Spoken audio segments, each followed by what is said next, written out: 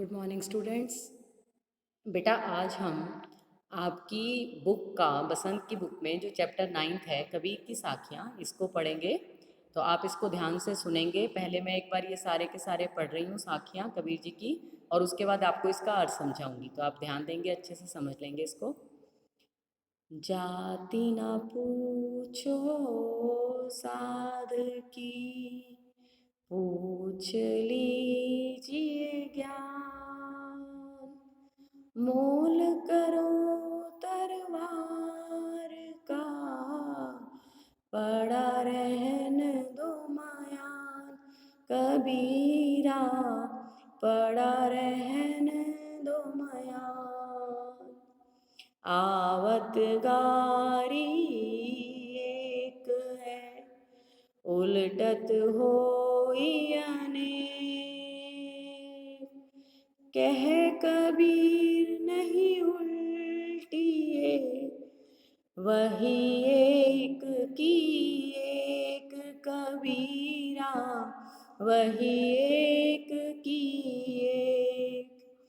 माला तो कर में फिरे, जीवी फिरे मुख माही। मनुआ तो दहु दिसी फिरे, यह तो सुमिरन नाही। कबीरा यह तो सुमिरन नाही। कबीर घास ना निंदिए, जो पाँव तली हो। उड़ी पड़ी जब आँखी में, खरी दुहेली होई। कबीरा खरी दुहेली होई।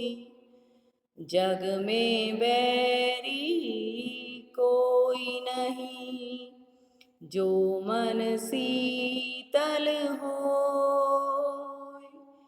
ये आपा को डारी दे, दया करे सब कोय। कबीरा दया करे सब कोय। हाँ जी, अब पहले का अर्थ समझ लेंगे आप।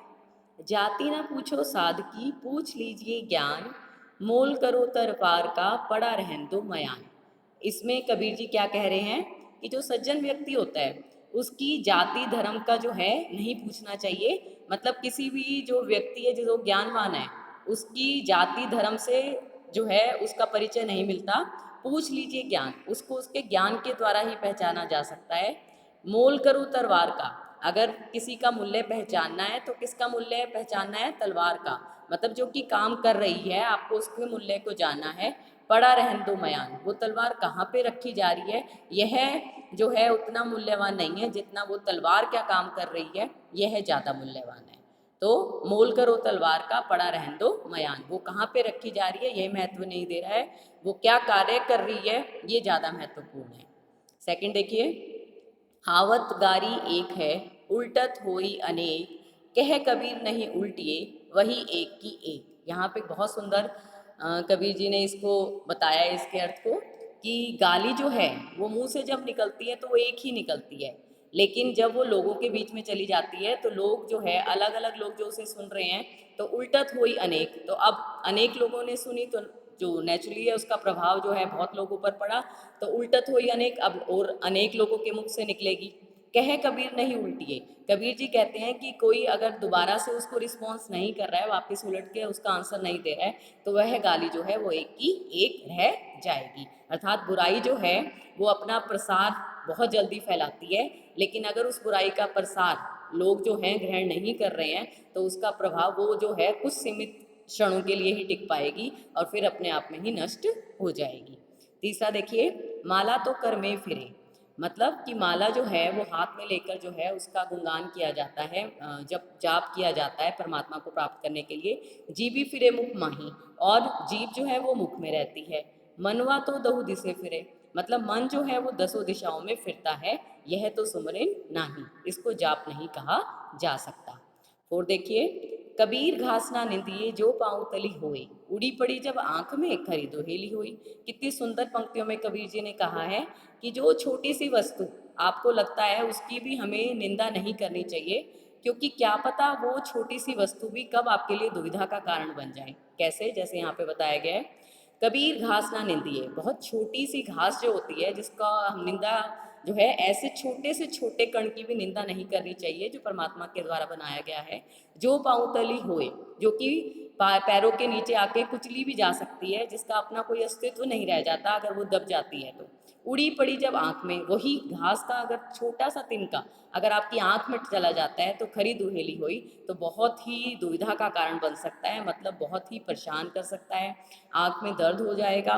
और इसी तरह से कहा जा सकता है कि छोटा से छोटा तत्व भी अपने आप में बहुत ही मूल्यवान है, कहीं ना कहीं हो सकता है वो छोटा तत्व भी आपकी समस्या का कारण बन जाए। लास्ट देखिए, जग में बैरी कोई नहीं, मतलब इस संसार में कोई भी दुश्मन नहीं है जो मन शीतल होए। यदि आपका मन शीतल है, यदि आप दूसरों के लिए अच्छे विचार मन में रखते हैं, तो आपके लिए मन कोई भी दुश्मन जो है वो संसार में नहीं है।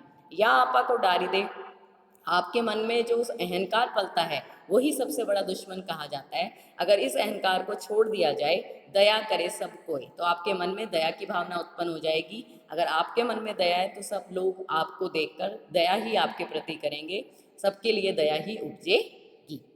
धन्यवाद।